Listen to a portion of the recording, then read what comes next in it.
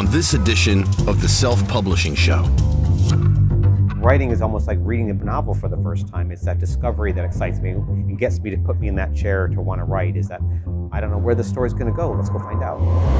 Publishing is changing. No more gatekeepers, no more barriers, no one standing between you and your readers. Do you want to make a living from your writing? Join indie bestseller Mark Dawson and first-time author James Blatch as they shine a light on the secrets of self-publishing success. This is the Self-Publishing Show. There's never been a better time to be a writer. Yes, hello and welcome to New York and the Self-Publishing Show on the road. This is the third and final episode from this year's Thrillerfest conference here in the city. I'm James Blatch. This is not Mark Dawson. Not Mark Dawson. Mark Dawson is still on holiday. He's not actually been on holiday for 3 weeks, we should say. Maybe he has. Well, maybe he has. No, he's been away for a week. In fact, the time these are going out, I'm the one who's on vacation, as they say here in the United States. We have a fantastic episode for you today, because whilst it's always brilliant to talk to people who are fantastic at their craft and fantastic teachers for those of us who are learning it, it's a privilege and a thrill to talk to people with massive success behind them. They often turn out to be very down-to-earth and very nice people, and that was without question the case with our 4 interviewees today. So we're going to start with James Grady. Really lovely man. Now, this is the man who wrote, I was going to say 3 Days of the Condor, but that was the film version with Robert Redford. He actually, what the novel was? 6 Days of the Condor. It's a bit weird, that, isn't it? Well, perhaps they couldn't afford, well, perhaps they thought they'd do a sequel. The other 3 Days of the Condor. Yeah. So I fancy writing a film, fancy writing a book to turn into a film with Robert Redford in it, which he did, I guess that was in the 80s, I'm going to say 80s, 70s? 77, I think. 77, late 70s. There you go. So James Grady was brilliant, and I'm going to tell you something he told us off camera when we get back. But let's hear from James Grady first. This is the Self-Publishing Show. There's never been a better time to be a writer. So James, you're living the life, you have lived the life as a thriller writer, and I think that's what you talked about in your session this morning. So what were you saying? Well, the thing that I have been lucky enough to live the life that most people are here searching. Yeah. What I was saying essentially is that you have to be true to that life. You have to commit to it, and you have to work at it. Just wanting it is not enough. You got to move beyond that. So right from your early days, did you have almost a business-like mentality to your writing?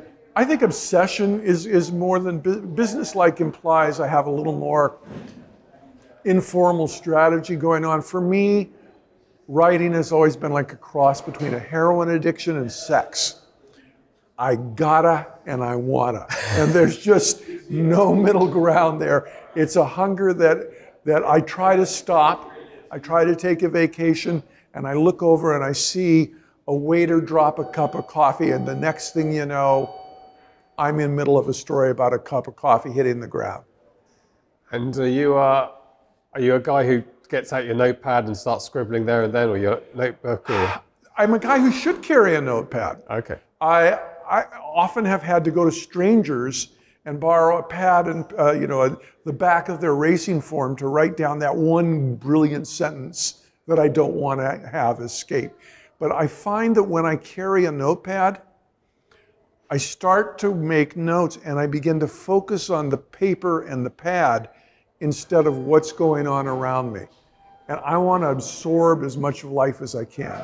When I go to Europe, for example, I often, and especially a city I haven't seen, I'll go to a sidewalk cafe and sit for 2.5 hours. Waiters hate it, but I get to see the whole parade of life pass by. Yeah, that's a perfect thing to do in a European city. So how did it start for you, James? When was your first published work?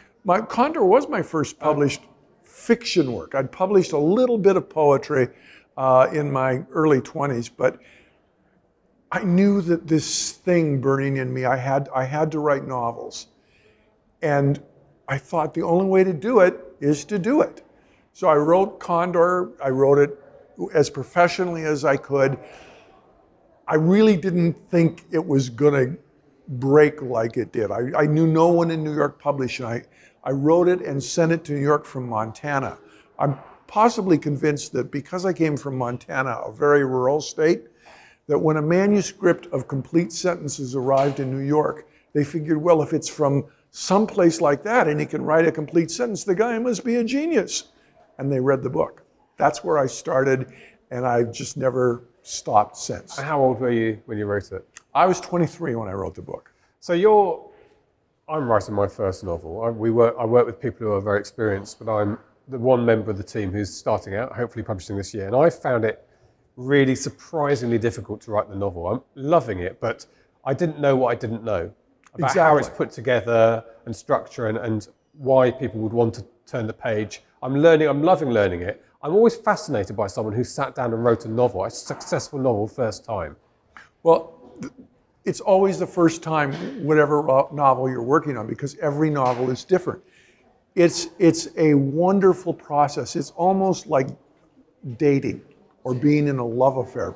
More like a love affair. You start to date when you think about it, and you enter the affair when you actually sit down in a chair and type your first word.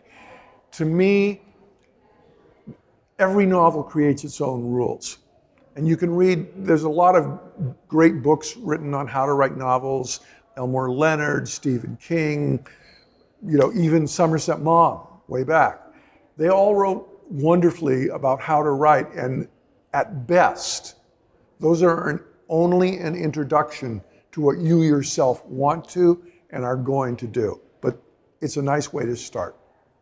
Your story, your first story, Condor, was this something that was a thematic thing that you had to get out of you, or did you sit there thinking, I want to create something someone's going to read? What happened was I had a fellowship, a college fellowship to work in Washington on Capitol Hill for a senator, and every day I would walk to work past this building, this townhouse, and it had a brass plaque on it. No one ever came in or out of the building. And it went through my head, what if it were a CIA front? And the second thing that went through my head was, what if I came back from getting lunch for all the officials and executives in my office and they'd all been murdered? Those two what if questions rode with me for about a year and a half actually, before I actually got a chance to sit down and decide, this is the basis of my first novel. Do you walk past buildings quite a lot and think, I sort of do the same thing. I occasionally see a lorry goes past on the road and it's completely blank on the side.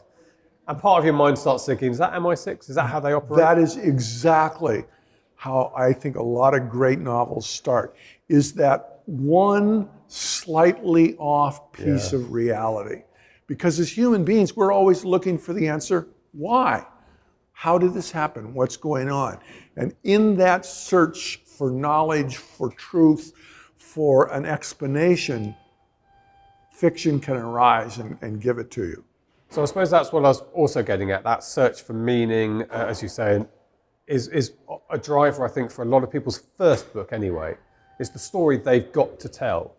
But yours was a combination of this intrigue, but also you wanted to write. You wanted to have... Absolutely wanted to write. And I, one of the 1,000 pieces of great luck I had is I knew that at 23, I really didn't know very much. You knew that? I knew that. You were the only 23-year-old who knew that? Well... I knew everything when I was 23. Let's just say, I knew I didn't know everything, or at least I couldn't convince people that I knew everything. That's and impressive. I didn't want to preach. I didn't want to tell people what to do. I wanted to show them something. And I basically wanted to entertain them, because fiction, while it has enriched my life, enlightened, taught me about the major issues of life, fiction is first and foremost entertainment. And I love that about it. I love that my job is to entertain you, and maybe I'll have a flash of something that I discovered quite accidentally that you will be able to resonate with, if only for a heartbeat. And that connection is very important as well, isn't it? Because it can, the sort of conspiracy side and the what if, at some point it has to be something relatable to the reader. Absolutely.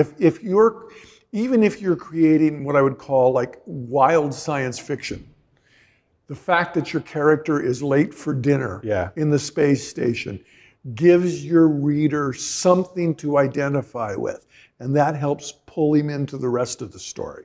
Yeah, that's a brilliant way of describing it. So that's something else I'm learning, is that when you write your character as being flawed and uncertain, it's some of the best parts of the character. Oh, absolutely. But when you start naively, you think everything's got to be a hero. There's the hero. It takes, it's the subtleties of novel writing, the layered complexities of creating somebody who's flawed and doesn't necessarily know the answer, makes them a better hero. This Absolutely. is something you learn, right? The flawed hero, as I always found, I mean, I consumed and loved and was influenced by the James Bond novels, but I never found a flaw in James Bond except perhaps he was too lucky, you know, and I enjoyed them, but they didn't really speak to me on any more than a surface level. And I wanted to write my novels about real people who have done many unusual things perhaps, but they're still at their core what we call regular people. I think that we all, in our own way, have our James Bond moments. We all in our own way have our heroic moments. We're all villains. But we have a humanity that encompasses all that, and that's what I kind of wanted to get at. So what happened after Condor? You have a big hit. Oh, it was extraordinary. And one of the things I did, and I think I was smarter than I deserved to be, was after Condor hit, as it was really racing into the movie theaters, I took a job I didn't need as an investigative reporter with the leading investigative reporter in America, which was to me like going to grad school, but it also meant that I wasn't just this, by then, 24, 25-year-old kid who had a moment in the sun with Robert Redford's shining golden hair. It meant I had a thing that I had to focus on besides myself and my own work. It slowed my own work down a bit, but I think that the 4 years I spent doing that allowed me to mature both as a person and as a writer, and gave me a tremendous amount of material. Did you find the journalism writing was very helpful for your novel writing? I found that what it did is it let me go into doors that I probably would not have gotten into any other way. And it also required me to maintain the economical style of writing. You can describe a barn with 5 words or 500 words. And what journalism helps discipline us to do is to pick somewhere closer to 5. Yeah. And to just get to the point and keep things moving. Yeah. And where are you now? How many books? I have this weird sort of superstition that I don't like to count. I've got somewhere between 12 and 15 published novels. I've got about 30 published short stories. I've been editors of anthologies. I worked in Hollywood for a while. All of it seems to me to be one whole piece. I mean, working in screenplays and working on a television show taught me an economy of visual style. Working in journalism taught me to be reality-based. My short stories made my novels much better. And in some different sections of the reading community, people don't even know, for example, that I've won awards for short stories. And in others, they know that oh yeah, you were the guy who wrote that great short story. Wait, you also wrote Condor and you also wrote this book? I've been really lucky, and I think it's odd. I'm not really a household name. My work is. And I kind of appreciate that more. It makes me feel that the effort was more important. And it's about the work. Yeah, and I mean, I've been kind of reluctant and shy throughout my career. I mean, there are conferences I've gone to in France and Italy and England, but I've never really been on what you would call the circuit. Coming to Thrillerfest this time, in part to honor Stephen Hunter, is an anomaly for me. I enjoy it, but I have this, it's like I have this whisper in the back of my head, you should be home writing. You're happy with your work doing the talking for you, which is Absolutely. Absolutely. Now, Yeah. I love going out and meeting people. I love public speaking. I love the little bit of attention. It really warms me, but I understand it's of a transitory and almost a transactional nature. Whereas my work seems to me to be where I should be spending my effort and my attention and my joy.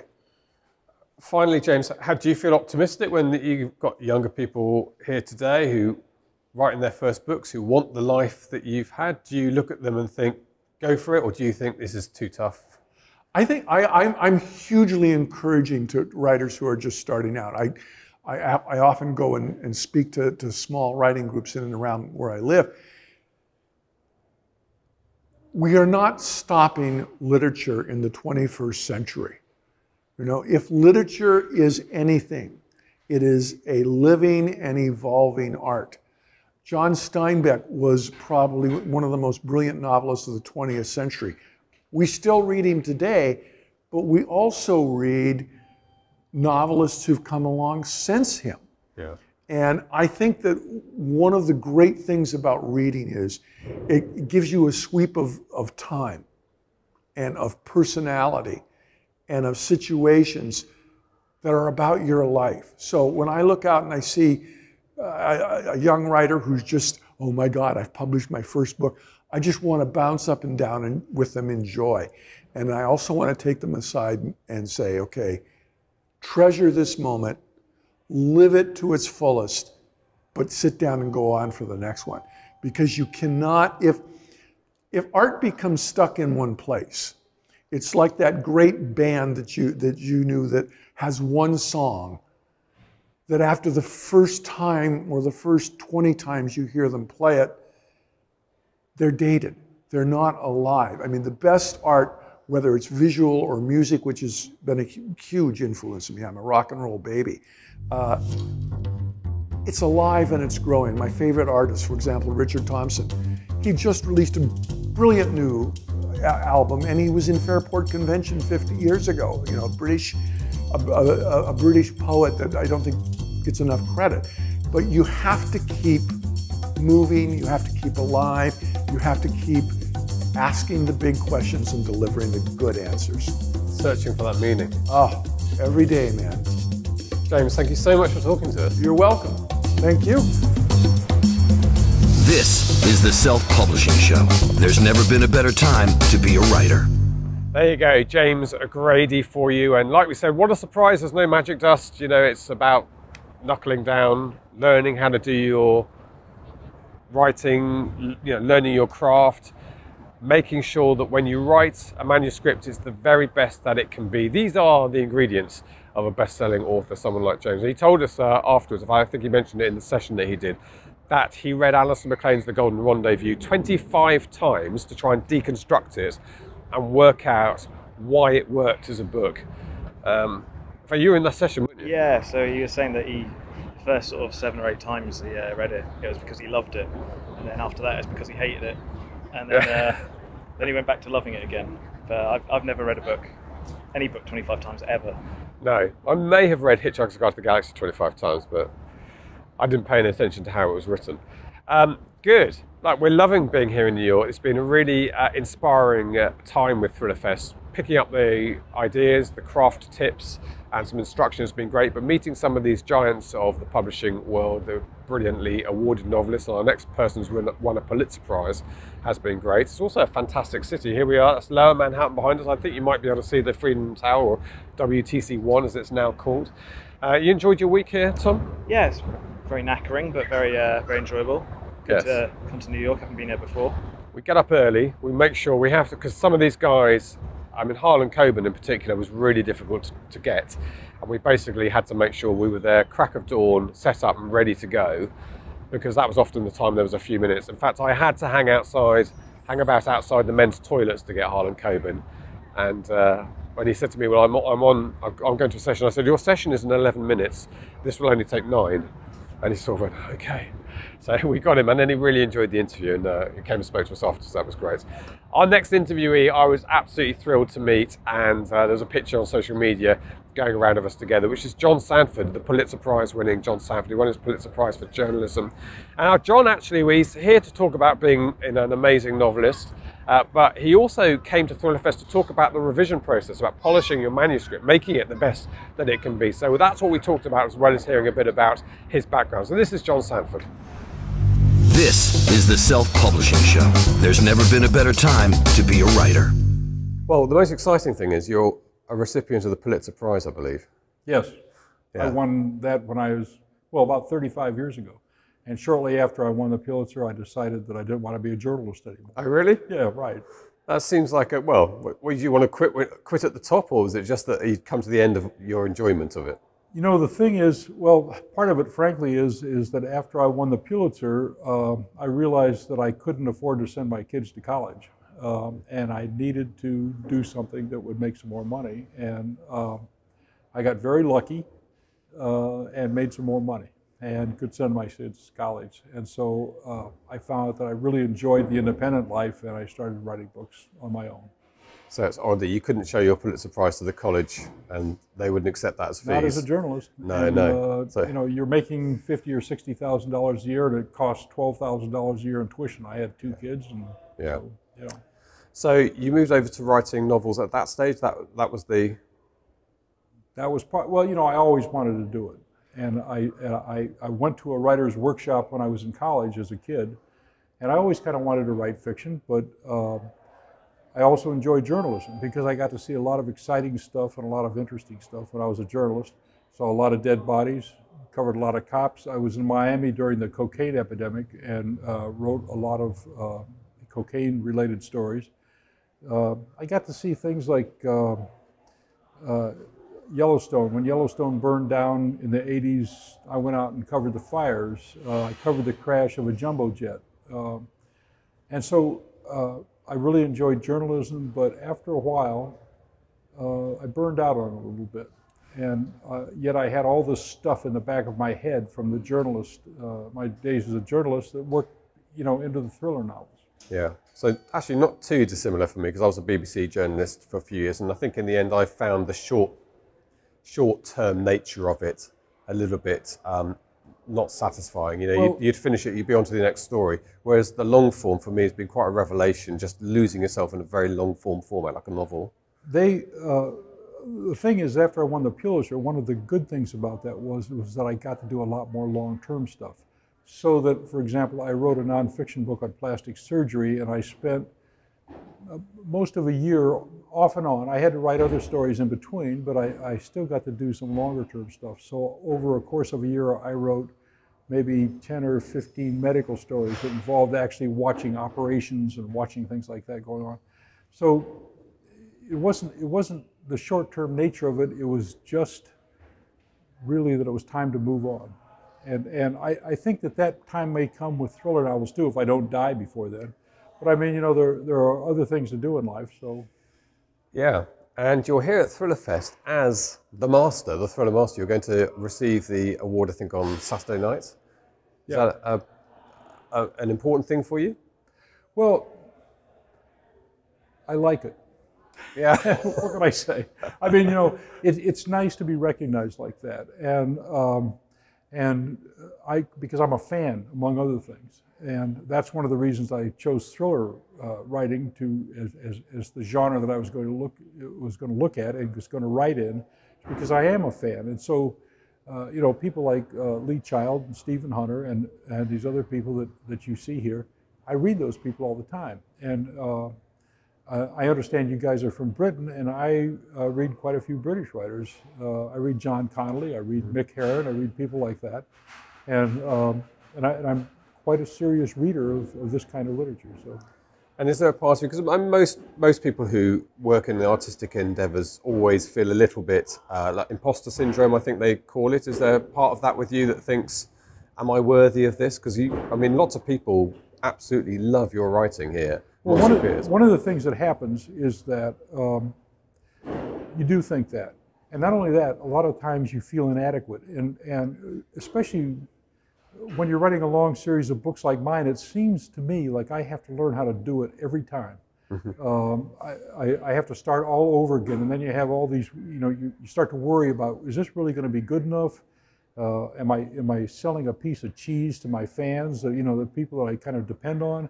Is it, this book doesn't sound, doesn't sound quite right, and I worry about it a lot. And it's kind of a weird and insecure way to make a living. Because you have a feeling like, if you have a couple of really bad ones in a row, that people are going to stop buying your books, and you might start selling insurance or something like that. For those of us just starting out, it is refreshing to hear John Sandford saying that he worries about the next book and that whether he's doing it right. Always. Yeah.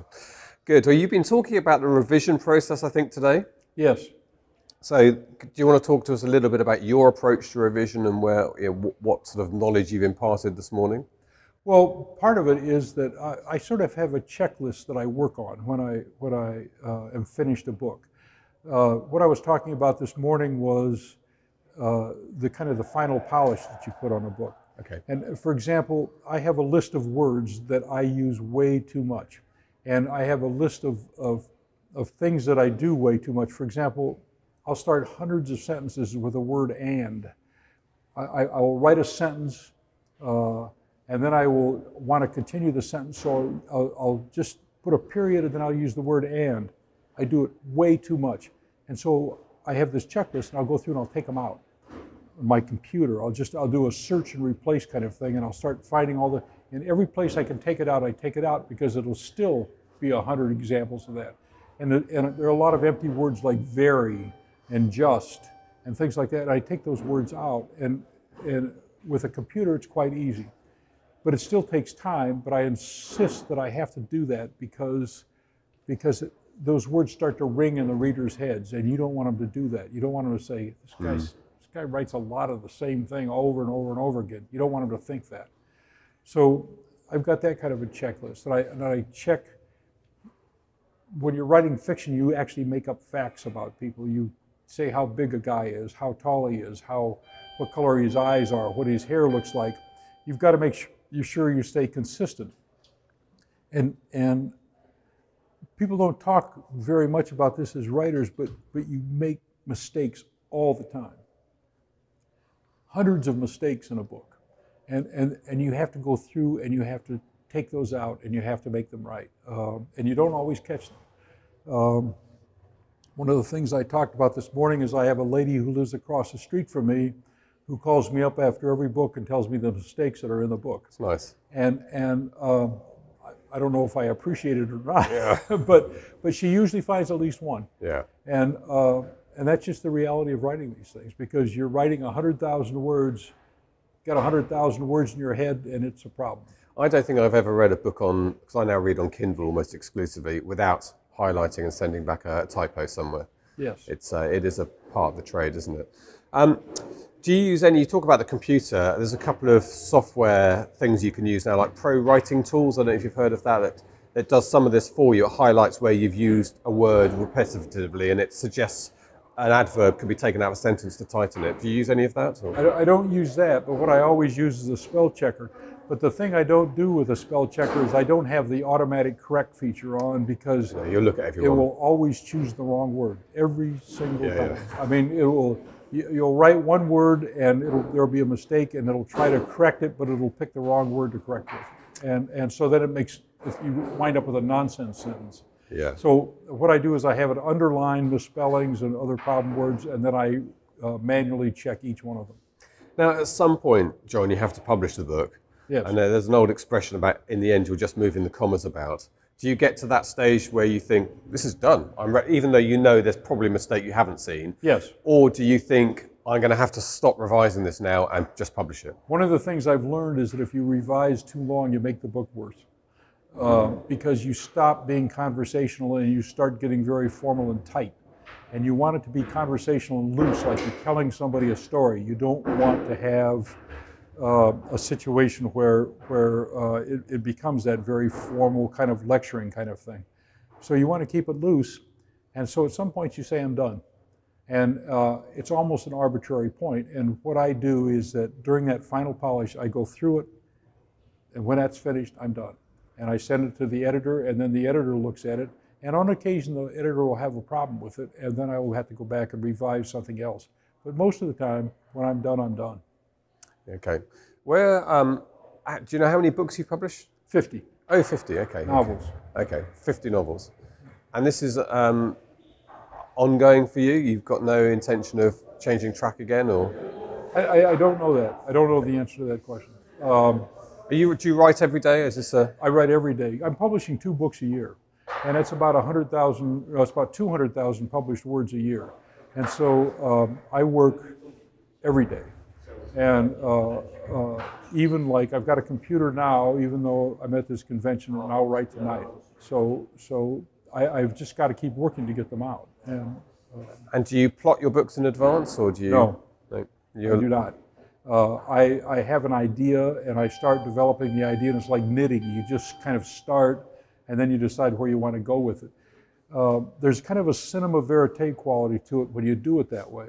Now, I know of a writer, and I don't want to use his name because I don't know if he'd appreciate it, but he says that he makes an outline that is so complete that when he actually starts writing the book, he's essentially filling in the blanks. He outlines right down to the last details. I can't do that. And I don't know all the time where the books are going, and I think it has kind of that like I said, that cinema verite quality to it. Where you don't know exactly what's going to happen because I didn't. Yeah, if you don't know, yeah. Then the reader's not going to know. And you enjoy your writing? I do, although as you get older, it's a little harder to sit for 4 hours in a row and write because there are so many other things in life you want to do. And I have got a lot of interests, and so it's a little harder now to stay in the saddle. Especially, you know, to be blunt about it, that I've become fairly affluent and I don't really have to do it anymore. Yeah. So that plays on you. And also, I was wondering, this little question we asked Lee Child last year is that when you're so well known with such a big audience, does sitting down to write lose some of its enjoyment because of that pressure that you know you've got to deliver and live up to who John Sandford is? Well, in most of the things that I do, I sort of like performance. I mean, I enjoy the applause, and I like the idea of having a big audience, and so I don't really have that problem. No. My problem is just sort of the physical problem of sitting there for 4 hours, which I mostly write 4 hours a day every day, when I could be doing something else. And do you write, this is a technical question, do you write in Word or Scrivener or Word? You write in Word, okay. And it's a really awkward program to write in, but it's a standard. But the problem is that they tried to make Word do everything for everybody. And it's got 9 million options. And right now I can't figure out how to size the page because they've buried it someplace in their you know, in the software. And so every time my page comes up the size of a postage stamp and I have to make it bigger, and then I have to change the type size, and it's a nightmare. So the stuff that I hate the program, but it's a standard, so I can't, that's what I use. The stuff that you don't need. I can't tell you how refreshing it is to hear John Sandford talking about the kind of issues that confront all of us when we sit down and write. Because there is a danger of thinking that there's something mystical and magical about a brilliant writer. It's pretty much of a job. And the other thing is that I'm fairly interested in music, and I know quite a few musicians. And people think that musicians are somehow magical, and this stuff just happens. But the fact of the matter is that anybody who does what I do, or who makes records, they work very hard at it. And it's the same thing with journalists. You actually do the work. I mean, you don't think of somebody like Slash or Edge or one of the guitar players sitting around and practice, but they do. And they work at it very hard, and it's not just some wonderful thing that you automatically know how to do since birth. You have to work at it. And I work at it very hard, and there's nobody there to help me, and I work at it. Well, that's fantastic. We appreciate the work. So, John, it's been a real pleasure talking to you. Well, Thank you. It's really been nice talking to you, too. Thank you very much. This is the Self-Publishing Show. There's never been a better time to be a writer. John Sandford, what a lovely, lovely guy. Really fun to meet him and talk to him. And said he really enjoyed being spoken to by us as well and coming on to the self-publishing show. So that is great. And somebody who had some, not just to be here as a big author who's sold millions of books, but to talk about the process, talked about revision. Is revision something, Tom, that you look forward to, or do you fear it? I dread it. You dread it? Yeah. I prefer to go through the first draft with real, meticulous detail. So having to go back through it is a bit tiring and draining. But obviously it's something that everyone has to do, and it always ends up with a better manuscript at the end of the day. So make it as good as it can be. Yeah. Yeah. I mean, I'm learning about the revision process at the moment, and whilst I'm dreading the overall having to change some of the character timelines and the ramifications of that and keeping that all in my head, I'm actually enjoying the process of it. I quite like going back over my writing, although I do rewrite every scene I ever open. Do you do that? Virtually. First scene, or just every scene I ever go to, I rewrite, or to some degree or another. I can't just leave it. Well, it depends how the rest of the story goes. Okay. Some scenes stay similar towards the end, and some need to be completely rewritten. Okay, we have another big author with millions of sales behind him, one of the giants of this industry. His name is Harlan Coben. He was quite a hard guy to reel in. He was the big fish. He was the one I hung around outside the toilets. I eventually grabbed him. He enjoyed being on the show as well in the end, which is great. And I know lots of you will be looking forward to hearing from Harlan. So here's Harlan Coben. This is the Self-Publishing Show. There's never been a better time to be a writer. Harlan, you've had a fantastic career. You're in the midst of a fantastic career, very, very well regarded writer. You're here at Thrillerfest today. You're going to be talking, I think, about franchise building. I'm doing a few different things. I'm doing a panel and an interview, and then later I'm going to the Center of Fiction with John Sandford for a conversation on writing. So we'll be covering everything, I hope, today. Yeah, we spoke to John yesterday, which was brilliant to talk to him. Yeah. So if we talk about franchise building a little bit at the moment, how important is this? Something that you look at commercially, or you look at it because it's fan service, it's what readers want and enjoy? I really haven't thought about it that way. I've always written what I wanted to write. If it ends up being a franchise, fine. If it doesn't, I always find that the marketing works best for me when I write what I feel like writing and what I think is going to work. If I start doing too many surveys in my world on what might work, what's going to work in this country or not work in that country, I tend to get lost.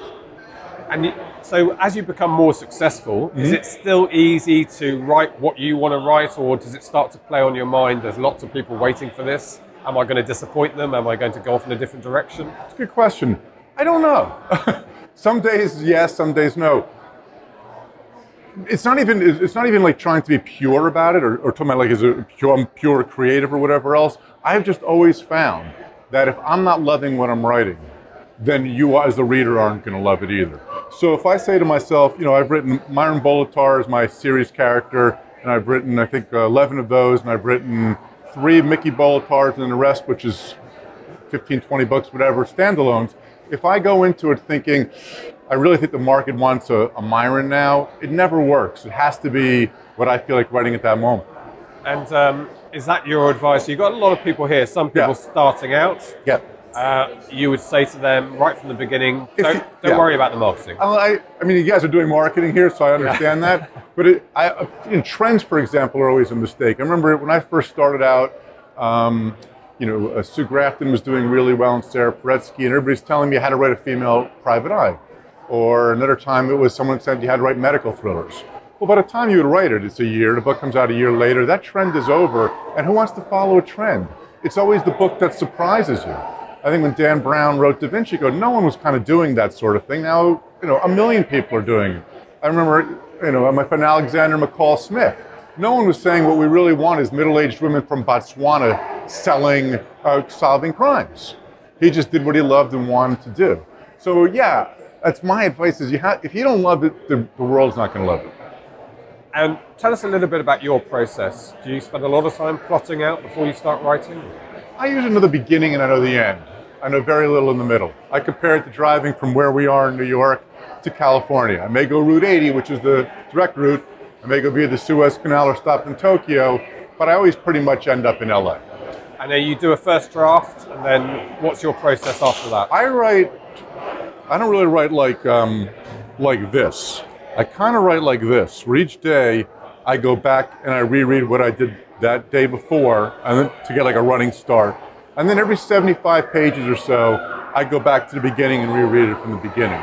So at a time the book is done, first draft is done, I may have rewritten the first chapter 10 or 15 times already. So by the time you finish your first draft, it's pretty clean. Yeah, from a developmental point of view, clean. it's ready to go. Yeah. And then you go through your edit process. And in terms of your advice to those of us starting out, so Tom behind that camera's got 9 novels behind him. Great. I'm publishing my first this year. Good luck. Congratulations, man. Thank you very much. Is that something you'd say, just find your own way of doing it, or? In terms of writing, yeah. And in terms of marketing, as weird as this is going to be, is I think you have to try to ignore it, the sound and fury, and write the next book. Because whatever you're going to try to do, is if it's interfering with what you're writing, it's just not going to work. So try not to get too crazy. The world's not going to change because you've written a book. It may change if you've written 2 or 3 or 4 books. So it's more important to me that you really focus on that as much as you can. That's not to say you ignore it or you don't pay attention. But I started out, we didn't have Amazon rankings to look at. We didn't have all this online stuff. It's not like an old man, but actually it was good because I couldn't, you couldn't get too crazy about that. Watching it like it's a stock, it's not a good thing. Finally, Harlan, I know you've got to get to your session in a couple of minutes. So you come to Thrillerfest. Why do you come to a conference like this? Well, I'm being honored. That's why I'm here this year. It depends. I love hanging with other writers, frankly. I love to meet the new people who are coming up. I love to see old friends. This is a wonderful community. The mystery community has always been a community that sends the elevator back down. My motto on it is that no one has to fail so that I can succeed. This boat all comes up together, all goes down together. If you think I compete with, I don't know, just make Laura Lippman or Lee Child or Michael Connelly or whoever, if you read one of their books and love it, you're more apt to read mine and love it. So all of us rise and sing together, and that's always been my attitude. And so I'm here hoping to, find the next person and wish everybody luck. And are you feeling optimistic for younger writers? Is this a good time? I think it's always a tough time. It's always a tough time. If you knew the odds, one of the great things is I didn't know the odds when I started. If I knew the odds, I would have lost my mind. So I didn't. I thought I was doing great. No one told me I wasn't. So even during the lean years, I just plowed ahead. Never tell me the odds, kid. Yeah. That's Han Solo once That's said. right. Superb. Harlan, thank you so much. Thank you. Nice really to talk enjoyed to it. you. Thank you. This is the Self-Publishing Show. There's never been a better time to be a writer. That is Harlan Coben. He was a big guy, wasn't he? Yeah. Big, imposing guy, very down to earth, very gentle. And he was the guy I think a lot of the other thriller writers wanted to meet and talk to. And Ernie Dempsey, who's one of our SPF community guys doing really well, fantastically well, was here. And he was so pleased to meet Harlan and have a chat with him. So he's admired by his peers. What more can one ask? I don't know. Money. Yeah. So mercenary, Tom. Okay. Right, we have one more interview for you, and it's the biggest name, I think the biggest name we've spoken to this year. That's James Rollins. And this is a man, and I mentioned it earlier, he says in his books how many he's in the interview, how many he's sold, 20 or 30 million, something like that. Very, very nice guy. Very interesting to hear him talk about his process as well. So let's wrap up these 3 episodes from New York City with James Rollins. This is the Self-Publishing Show. There's never been a better time to be a writer. Having seen your name so many times in print, it's very difficult for me to say Jim Rollins, but James Rollins. You can call me Jim. It's I'm fine. going to call you Jim. Welcome to Thrillerfest. This is not your first rodeo here. No, I was one of the first board members once upon a time. Yeah, and Thriller Master. Co-president once, and now we're long in the tooth a bit here, I think. Yeah. And what is it about Thrillerfest that is worth your investment of time? Well, number one, before Thrillerfest started, we thriller writers were invited to like the Mystery Writers Convention, but we were always sort of deemed lesser than. We were always put at the kids' table at the MWA. So to me, it's sort of nice to finally have our own conference where, thriller writers can, share what we've learned from the industry with people that are coming up through the ranks. Because back when I started, there really was no organization that will talk to thriller writers about what is publishing looking for from a thriller? They knew what to do for mysteries or for science fiction, but not for thrillers. So I like the fact that there's a strong educational portion of Thrillerfest, but it's also a good industry festival where, not just if you're a established writer, it's good to meet your colleagues and talk about, what's going on, how's the industry changing, both from a publishing standpoint and just from a genre standpoint. And it's also a moment where we can acknowledge the best in our field. I was the award chairman for several years with Thrillerfest, and so it's nice to be able to have an ability to acknowledge the best of the best in our industry. I want to talk to you about your writing in a moment, but I'll talk a little bit about the industry and so on. I mean, how do you feel at the moment? Big changes in publishing as the independent market comes in, and there's probably a bit of merging. Do you feel optimistic for young writers today? Totally. To me, there was always scared of self-publishing or independent publishing, thinking it was going to, potentially sort of steal from the general traditional publishing world. But if anything, I think it's enlivened it. It's allowed young writers to sort of practice their craft, and once upon a time, publishers used to groom authors. Well, they would they would accept the fact that maybe you're not going to sell very much initially, but they're going to hire you and train you and work with you to build a career. A lot of publishers don't do that anymore. It's a one shot. Either you make it from the start or they kick you to the curb. So I think in the self-publishing world and independent publishing world, that's a chance where we can see young talent being groomed, either to continue to start them in that field or being eventually recruited by traditional publishing or actually stolen by traditional publishing, and making their own brand that way. So I think it's great.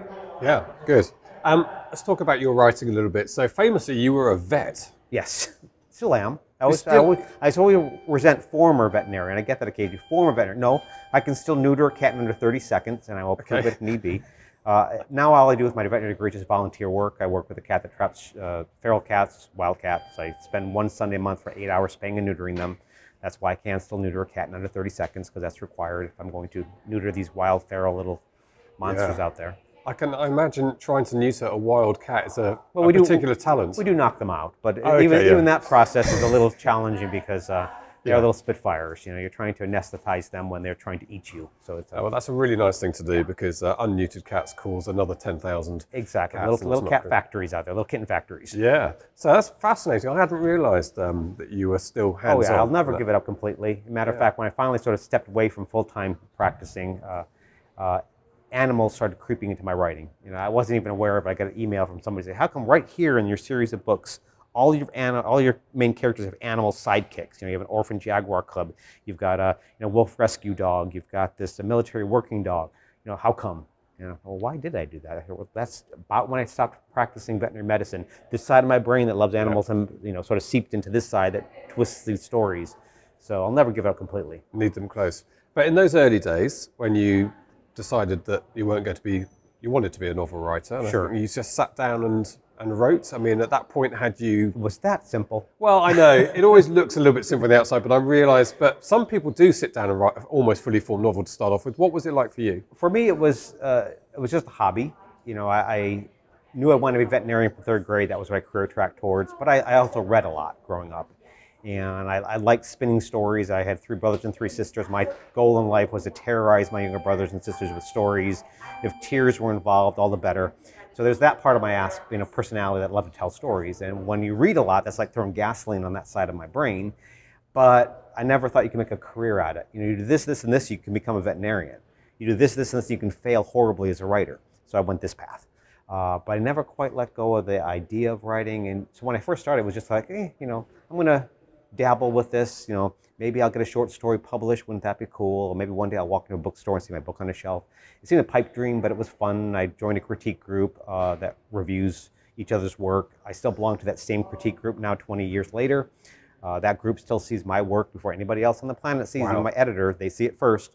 And so I wrote a bunch of short stories initially. Nothing got published, and I was churning out that, seeing any publisher that might be interested in a short story, I was sending them my work. Nothing got published. So based on that success, I decided to write my first novel. And surprisingly, that novel sold. And then another one sold, and another one, and eventually there's more demand on my time and to write than it was for veterinary medicine, so eventually I sort of weaned from one side to the other. And do you know how many books you've sold to date? I think last time was like 20 million, I think at this point, worldwide, not just US, but worldwide. Because I'm in 40 different languages or something like that. Just it's weird. Well, it's fantastic. So, It's just, you know, of course, I've written 34 books, so if you average it out, not that impressive, but it's very just by impressive. pure volume Jim, of, it's of very writing. I'm just churning them out. It's inspirational. So I'd love to talk to you a little bit about your process today. So developed from those early short stories. I mean, when you sit down and write your current book you're working on now, I'm sure you're working on something. Do you plot it in detail before you start, or are you like a Lee Child person who sits down and just writes? I wish I was Lee Child. Everyone wishes they were Lee Child. Just for the British accent. That's all I care about. He sounds so intelligent when he speaks. I don't. I mean, I being that I have very plot-driven novels, I need to have some sketchy outline, so I know the beginning, I know the end. I will oftentimes know my last sentence before I write my first sentence, and I will know 3 or 4 tent poles that are going to hold up the story, because I sort of know how I have to get from point A to the end. But I don't know how A gets to B, gets to C, gets to D.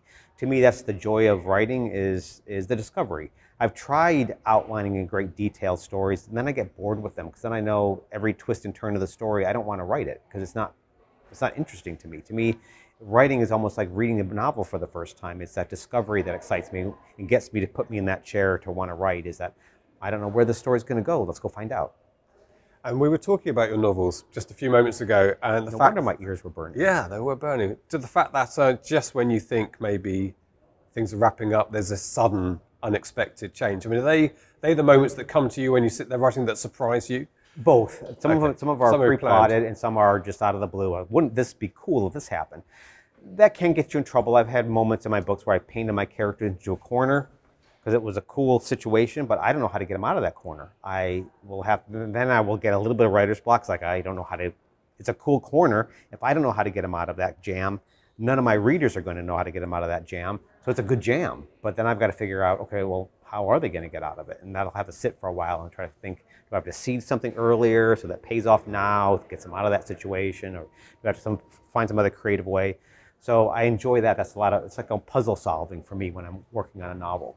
And there is a puzzle element to your books, I think, a mystery element to it. And how much do you think about how much, I find very difficult, the conceal reveal when you're writing, how much you hold back and stuff? Is this something you have developed over the years, or do you go back and make tweaks and hide stuff a bit more, or reveal it a bit more? Or does it come naturally to you? You got to trust that it's a little bit natural. I think there's some instinct about that. Oftentimes the instinct is wrong. I can't say that I'm always right on target. Sometimes I think, gosh, maybe I should have planted a few more seeds before I pay off this moment. But I also think that you need to think about that, because nothing to me is worse than that hand of God moment in a novel where out of the blue, the team is rescued, the cavalry comes out of the hill that no one even knew there was cavalry existed to save the characters. That never works, and so I'm always very conscious of that. 2 things I try to avoid in my writing is just that, is that hand of God moment that gets your characters out of jeopardy. And number 2 is coincidence. A lot of writers rely on coincidence. This has happened to happen to drag the characters into the story. This happened to happen so that they can get out of this situation. I try to avoid coincidence, and I try to avoid the hand of God in storytelling. Finally, your sort of advice to those of us starting out on the novel writing path. You must get asked quite a lot what your top tips are. Do you have a set bit of advice? I do have like one that I always recommend, because this is, I've had no formal training in writing. If you read any of my books, you'll go, he said no formal training in writing. So I don't think there has to be a set. I mean, there are ways, there's tools to the craft that you should learn. And you can learn it online, you can learn it from coming to things like Thrillerfest or self-educating yourself. So there are tools you should learn. And you should practice your writing. You should expect to write 1 million words before you should expect to be published. Because you have to you have to practice. Practice makes perfect. So that's the one thing, is to write every day. That's the old rule of thumb. I add my own caveat. You should be reading every night. There's a lot of authors I hear, gosh, I don't read anymore. I only read research. That's wrong. You shouldn't do that. I still am a very avid reader. Every single day I learn things from fiction books that I read. Because when I was learning how to do my craft, I'd be writing dialogue that day, go, gosh, this feels stilted. Or I'm trying to describe how the character looks, gosh, this feels forced. But then when I read that night, I see how an author's handled that problem, because when I've been struggling with it, it forms a knot in my head during the day. And when I read and go, oh, this is how he did that, it begins to untie that knot. So I think, if you want to become a better writer, if you want to have a hope of publication, write every day, read every night. You write every day? I write every day. Do you have a particular routine for your writing? Or? I do. I'm a little structured, mostly because it goes back to the days when I was writing and practicing full time, is I can only find cracks in time in which to write. And so I made a commitment to myself, and I think it's important all writers do this, whether it's a word count, mine was a page count, is I had to write 3 pages a day, and then I kept qualifying that. No, 3 double-spaced pages a day, and not every day. I'll do it 5 out of 7 days of the week. And so once I got to that moment where this works, I can fit 3 double-spaced pages in my working career, it was comfortable. So every writer has to come to that moment of acclimation of how writing is going to fit in their life. And I thought if I ever get rid of my day job, I'll be much more productive. And I am. I write 5 double-spaced pages a day. And I thought I would be writing more, but I found that when I hit that 5th page, it takes about an hour to write every page, so it's about a 5-hour new writing day. I hit a wall. And I just have to recognize I'd love to be more productive and do 7 or 8 pages a day. I just can't. So it's pretty methodical. It's 5 double-spaced pages a day, 5 out of 7 days of the week. And does that mean the time you take on that means that your first drafts are very nearly complete? They are. I do rolling edit. I'll write forward, I'll go back and edit, write forward, go back and edit. And then I'm also simultaneously submitting sections of the book to my critique group, and they will give me feedback, and I'll incorporate that feedback as I'm writing. So when I'm done my novel, it's pretty much in the shape I want it to be. I'll do a final polish, obviously, to get every little I crossed, every I dot and T crossed, but it's pretty clean. And then I'll go to my editor, and that's a whole other hellacious world. Fantastic. Jim, thank you so much indeed for spending some time with us. Thanks, really James. enjoyed the Appreciate chat. it. Feel inspired. Fantastic. This is the Self-Publishing Show. There's never been a better time to be a writer. The greatest thing about that interview was that James said I could call him Jim. It's been very nice for you. It's amazing for me. He also gave us his personal email address, which I could tell you without giving it away was 150 years old. Yeah. He's had it a long time. Jim Rollins was not, I didn't meet him last year. This was not the guy I expected Jim Rollins to be. He looks quite serious in his pictures. He's a brilliant writer. And I thought maybe, quite sort of studious and maybe quite an imposing figure from his photographs. And he's a bit shorter, very unassuming. We were standing around waiting for him, trying to intercept him before he sat down to do his autograph sessions to try and ask him if he'd do an interview for the show. And whilst we were standing around talking, he arrived, sat down and started doing his autographs, which, by the way, are a unique doodle. So if you get an autograph from Jim Rollins, he does a unique doodle for each person, which is the sort of says everything you need to know about him. And the other thing that says all you need to know about him is that he can neuter a cat in under 30 seconds. He still goes out to this day and neuters cats for charity. Not just any cat, really. People's cats. It's not like a hobby, neutering cats, but it's, if you know anything about cats in the wild, you know that neutering is a really important part of it, because one cat can lead to it's a ridiculous figure in a 10-year period, like 10,000 other cats. So yeah, keeping them down. But what a lovely guy. And again, just to reiterate what we always learn from these guys who sold millions of books, is it's hard work. And it's learning, and it's making sure every time you sit down and you write, you do the very best that you can do. And that's, we talk about marketing a lot on the Self-Publishing Show, of course, but that bit is absolutely crucial, is it not? Yes. Otherwise you don't sell any books. Otherwise you don't. And the people who do well have good books. Tom, this is it. That's it. New York's over. New York is finished. Not yet. It'll probably carry on. We had a power cut through Midtown in Manhattan last night. We walked back up from Lower Manhattan. There were police everywhere. We wondered if it was going to be looting time, but it wasn't that at all. In fact, it was quite the opposite. Everyone was in quite a mood, good mood, weren't they? And yeah, everyone seemed happy enough. Everyone seemed happy. Except for the theatre goers. Yes, your theatre stuff got cancelled. And Ernie Dempsey and I were there the moment the lights came back on, and everyone cheered. It was really cool last night in Manhattan. And that's it. So we say goodbye, at least for this year. We were a little bit because it's a very traditional conference, Thrillerfest. We were a little bit in two minds about whether to come, a little bit in two minds about whether to come next year, but we're now thinking we've had such a fantastic set of interviews. I've really enjoyed talking to these guys. I really hope you've enjoyed it on the show, that I think maybe we will come back next year. Sure, I will.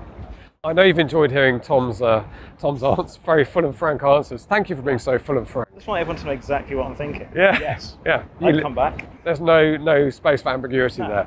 Brilliant. Thank you so much indeed for joining us from New York. We've really enjoyed being here for you. A lot of jogging going on. It's Sunday morning. We tried to get here early. We are here early, but New York wakes up early apparently on a Sunday. And lots of things happening. So it's probably time for us to go and find a bagel and a coffee. And we're going to see you with a regular podcast episode next week. So until then, have a great week writing and a great week selling your books. Until next week, bye-bye. Get show notes, the podcast archive, and free resources to boost your writing career at selfpublishingshow.com. Join our thriving Facebook group at selfpublishingshow.com/Facebook. Support the show at patreon.com/selfpublishingshow. And join us next week for more help and inspiration so that you can make your mark as a successful indie author. Publishing is changing, so get your words into the world and join the revolution with The Self-Publishing Show.